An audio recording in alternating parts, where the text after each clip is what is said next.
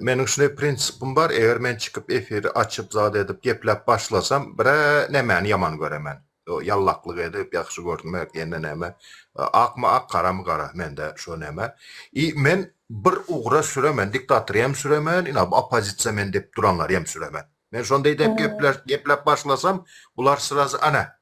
Bu bize karşı görüşe, buna mahkeme pul töleye. Ana şu kozları eline vermeyecek men. Onları yamanlap, bulara ak demegeyim bir kere vicdanım el beren yok. Buların ambulası yedik. Öz arasında birbirinin gözünü oyacak. Ne için? Dilde halk için, dilde halk için. Aslında davası taht için. Eğer taht için bolmadık olsa şunca yılın içinde hatta bu 100 meseleden bir meselede opşizliğe gelerdiler.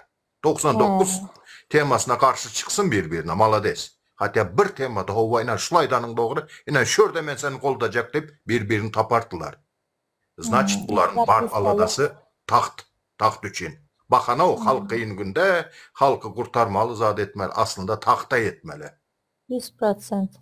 Men hazır övündüm, maqtandım, özümü neme görkezdim del. Men hazır ofitsialni YouTube'da, TikTok'da video koyup, napример, Halmurat Söyünüv, gel men sen bilen diyalog edecek deyip çağırın, sizler cevap verinler. Gelip biler mi şu adam bilen sorak cevabı?